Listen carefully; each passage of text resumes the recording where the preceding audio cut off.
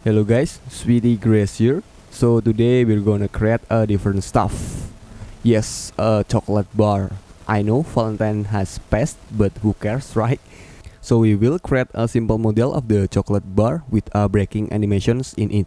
And we will add a simple material because this tutorial will focus on the animations. Okay, before we start, please consider subscribing to this channel to support, and you guys could become a member on my Ko-Fi page to get access to all of my models that I have created here, including the artwork. Or a simple follow will mean a lot too. And let's jump to the tutorial. First, on your viewport, delete the like, delete the camera, and delete the... Okay, we leave the cube. We leave him alive now. Move to the front view, then hit tab to go to edit mode. Hit S to scale, then hit Z and press point 1 to scale the cube down. Move to the top view and scale it again like before, but now it's on the x-axis, and then type 2 to make it longer. Hit Ctrl plus R to add a loop cut vertically and increase the segments to 5 by scrolling up the middle mouse button. Add more loop cuts horizontally, but now we only add 3 cuts there. Now press 3 to move to face selections and select all the faces on the top of the cube. Slightly adjust the camera positions and hit I to insert a face, then hit I once again to insert the face individually. Press E to extrude the faces up on the Z-axis, then press dot on your keyboard to open pivot point radial menu and change the pivot to individual origins. Hit S to scale it slowly until it looks like a chocolate surface. Move to the front view and turn on X-ray view by pressing Alt plus Z. Select all the bottom vertices and scale it out from the top view and scale it on the Y-axis too to make it perfectly rectangular. Back to object mode by pressing tab once again and hit Shift plus D to duplicate the cube. Right click to place it back, then hit M and move to the new collections. Set the name to backup or whatever you like for a checkpoint later because we will destroy the cube. On the layer panel, hide the backup collections by clicking this checkmark icon and select back the cube. In edit mode, select all the vertices by pressing A or press 2 to move to edge selections so we could see it better. Hit Ctrl plus B to bevel all the edges with a small touch and increase the segments to 2 by scrolling up the middle mouse button. In object mode, hit Ctrl plus 2 to add 2 level subdivisions modifier, then right click the objects and set it smooth. Hit Shift plus D again to duplicate it, right click to place it back and hide the original one on the layer panel. Move to the front view and move to edit mode. Turn on X-ray view and select the half of the cube faces, all of them, using box selections. Now we press X and delete the faces.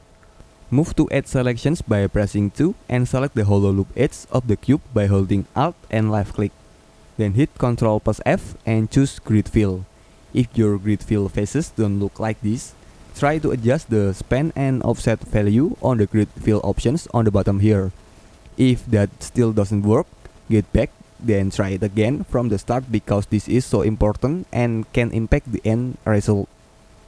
Move to data properties on the right here with an upside down triangle symbol. On the vertex group, click plus new to add a new group, then click assign. Next, we move to the modifier properties and add a new modifier.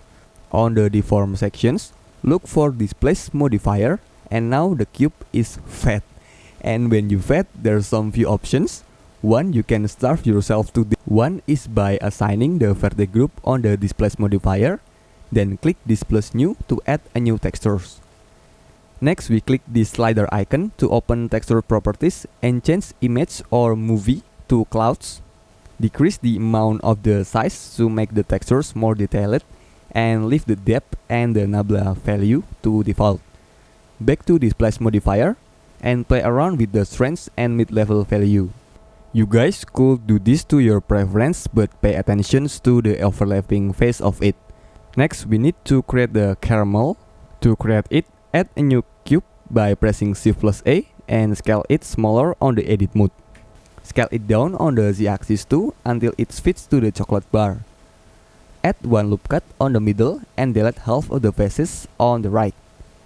Select the hollow edge loop and press F to fill it with a face. scale it and move it to fit to the centers, and add a lot of loop cuts on it horizontally with maybe 11 cuts. Select all the edges by pressing A, then right click and subdivide. In object mode, hit Ctrl+2 to add 2 level subdivisions and set it smooth. Add a displace modifier and add new textures. Open the textures properties and set the textures type to clouds. So this is basically the same method that we did on the chocolate. The only difference is we did not use vertex groups. Play around with the value to get to your caramel shape. Move and place the caramel a little bit out from the chocolate. I'm not a patissier, so pardon me if I am wrong with the shape, guys. Once you have done that, select the caramel and then select the chocolate. Hit Ctrl+P and set the parent to object. This will help us when we animate it later. Next, we rename all the objects on the layer panel to give us a clean workspace because there will be more complicated later. Select the caramel and the sliced chocolate again and move to the top view. Hit dot to open the pivot menu and set the pivot to 3D cursor. Now we hit Shift+D to duplicate them, right click to place it back and hit R to rotate it while holding Ctrl, so it will be snapped to the angel. So yeah, we have done the modeling process, guys. Congrats! Before we animate it, let's add some material first. On your right, click Render Properties, then set the render engines to cycles and the device to GPU compute. Here I use an EasyHDRI add-on for a quick preview that you guys could download too, link on the descriptions. Move to the Setting tab on the top window bar and select the chocolate. Change the material name to chocolate, then change the color to dark brown or dark green if you want some radioactive chocolate. Lastly, we decrease the roughness slightly and that's it, super simple. Next, we select the caramel and click plus new here in the middle to add new material. Change the name to caramel and we do the same method as the chocolate. The difference is the color and the roughness. We decrease the roughness to around 0.01 to give the melting look. Select the second uncolored caramel and select the colored one. Hit Ctrl+L, then choose link material, and now we are ready to animate it. Back to the layout tab and hide every object except the unsliced chocolate. On the modifier properties, add a new modifier and look for simple deform on the deform sections. Change the deform from twist to bend and set the axis to X. So I think there were some bugs or unfixed problems with the axis, or just me not getting used to it. Please Blender guys add some visual point for the axis to bend if you watch this video, or if you guys have an explanations about it, let me know in the comment below. To fix this bending problem, we need to go to edit mode, move to the front view and rotate it negative 90 degrees. Move to the top view and rotate it negative 90 degrees again. In object mode, rotate the chocolate back 90 degrees on the front view and negative 90 degrees on the left view until it has a bending shape like this. On the simple deform modifier, set the angle to 0 to reset the deform for now because we need to prepare something first. Move to the output properties here and change the frame rate to 29.9. On the frame range sections, set the end frame to 40 and now we are ready to go. Here on the bottom is the timeline tab. The number at the top is the frame and the blue bar is the controller to what frame we want to go. We need to set frame to frame 1 by dragging this blue bar to the left or right. Then go to simple deform modifier and click this white dot beside the angel to set a keyframe on the timeline. Once you click it, there will some yellow dot appear on the timeline and that is the keyframe. Now we have put an animation data on the timeline, and that's my simplest explanations about it, guys. If you still get confused by that, just try to follow me here slowly first, because some brains need an actions to learn. Again, back to the timeline. Now we set the frame to frame 5 and bend up the angels a little bit. Click the white dot to set a keyframe and now when we hit the spacebar or move the frame, there will be some animations. Next, we set the frame to frame 7 and bend down the angles to around 140 degrees. Then we click the white dot again to add a keyframe, and now when we play the animations, we will see a cracking motions on the chocolate. Next, we unhide all the objects on the layer panel and set back to frame 7 on the timeline. Select the sliced chocolate and rotate it like this, close to the edge of the bended one for both of the sliced chocolate. While it's still selected, hit K and set the keyframe for the locations and rotations, of course for both of them. Then move to frame 8 and rotate it 20 degrees, negative for the left, positive for the right. Hit G to move the sliced chocolate and place the bottom side to the edge of the bended one. It's not supposed to be perfect, but just measure it with your heart. Now we hit K again and insert keyframe, locations and rotations. So here when we hit play, the sliced chocolate will be break elusively. Let's make this more smooth. First, move to frame 10 and rotate the sliced chocolate a little bit, then move it out close to the bended chocolate surface, like this. Then hit K again like before, locations and rotations. To make it more smoother or slower, we just simply drag the keyframe on frame 10 to frame 12 and do the same work on the left sliced chocolate too. Next, we need to create the illusions of these animations by playing around with the visibility. To create that, drag back the frame to frame 1, then select the bended chocolate and move to Object Properties. On the bottom here, unfold visibility and click the white dots to add a keyframe on the viewports and the renders. Move to frame 7, then uncheck the check mark for both of them and click the white dots once again. So now when we play the animations, the bended chocolate will disappear on frame 7, and let's add a keyframe for the sliced chocolate too. Select the sliced chocolate, move to frame 7, then insert a keyframe. Back to frame 1, uncheck the visibility, then insert a keyframe. Do the same method for all the sliced chocolate, including the caramel too. And now, voila, we break the chocolate today. Congrats to you guys who have done this far, and if this was your first time animations that you have made, you should be proud, dude. For the icing on top, we will add a particle explosion in the middle when the chocolate is broken. But before that, let me show you some of the works from our friends. The first one is from Mohamed Mansour. Man, you've done some cool renders on the detergents and on the perfume too. Salute.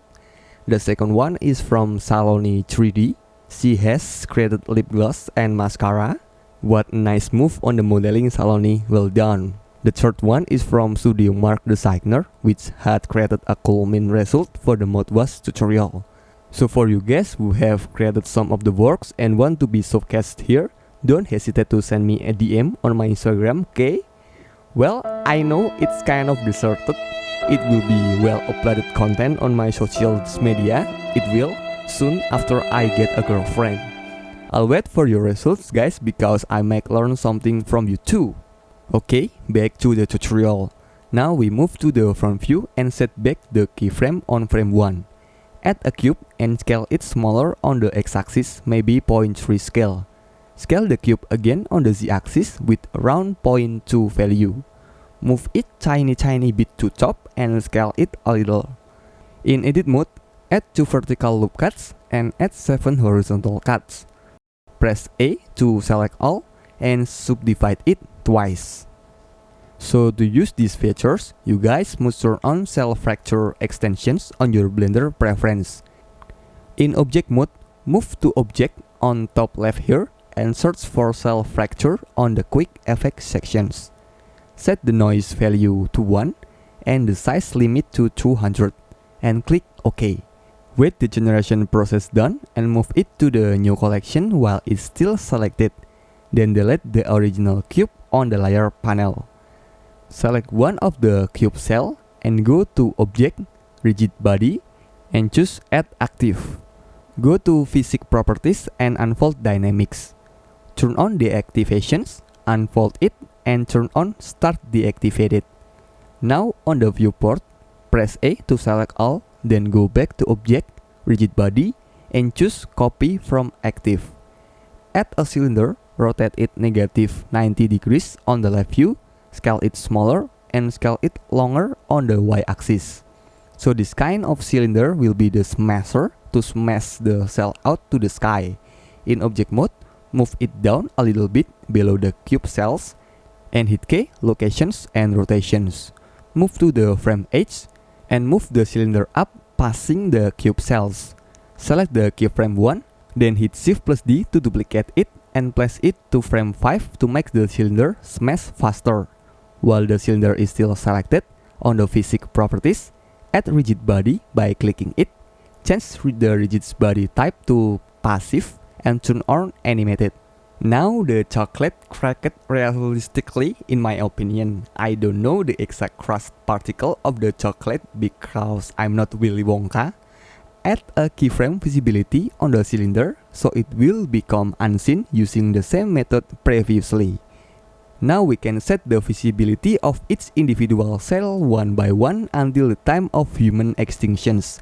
Instead of doing those kind of stupid things that are not time friendly, we select all the cube cell, scale it smaller, and hide it inside the chocolate bar, and now it is unseen. One last thing that we need to do is link all the cells to the chocolate material. Please subscribe to this channel if you mind and hit the like button if you think this tutorial helped you. Don't forget to share it with your friends too, because sharing is caring. Thank you for my monthly supporters on Ko-Fi, which is Suk, and the one whose suit I mentioned is Massimo Piccoli. Thank you so much for the donations, man. Thank you to all of you guys who've watched this far. I hope you guys are well, and I'll see you in the next creations. Bye bye.